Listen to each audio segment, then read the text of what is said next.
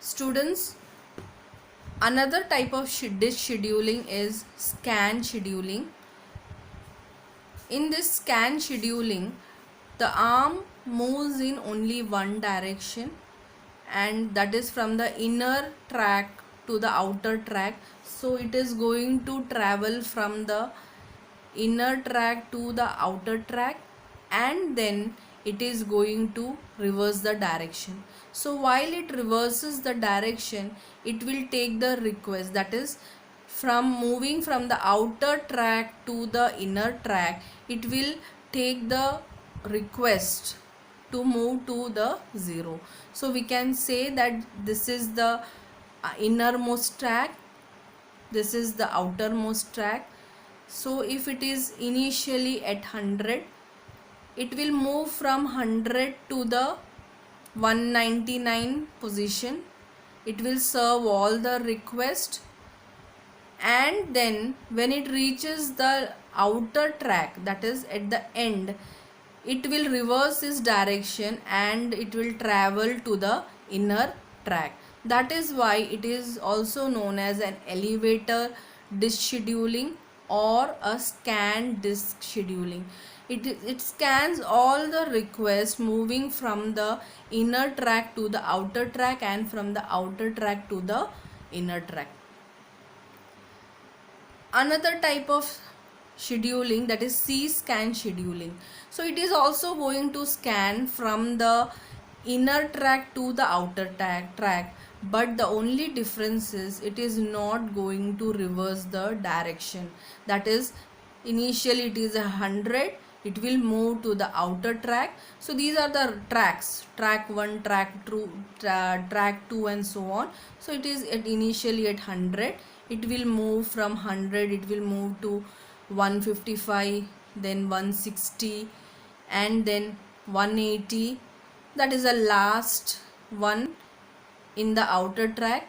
Then it will change its direction. But when it is moving, it is changing its direction, it will not take any of the request, and again it will traverse from the inner track to the outer track. So that is about the C-scan. So the difference between scan and C-scan is that in C-scan it will traverse in only one direction, but scan or elevator will traverse in reverse direction also.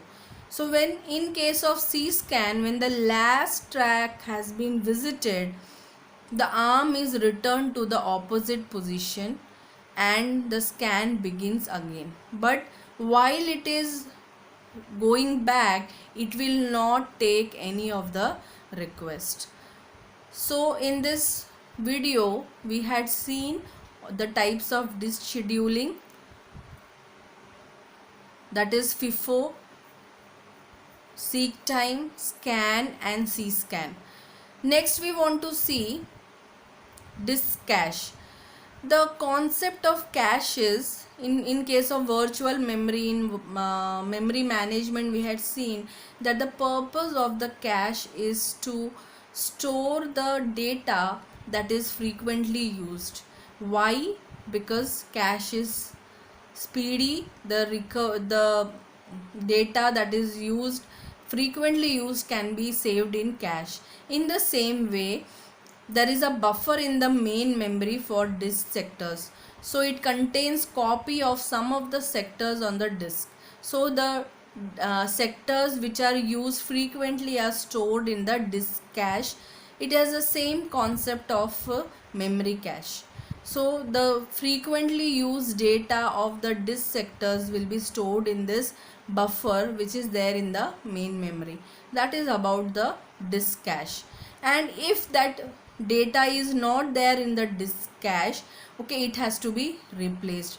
That replacement can be done based on least recently used or least frequently used. Least recently used, as we have seen in the virtual memory concept, the pages or the frames that are least recently used will be replaced. So the same here, the sectors which are not recently used will be replaced, and in this particular least frequently used, frequently with the sectors that are not used will be replaced. So that is about the disk cache.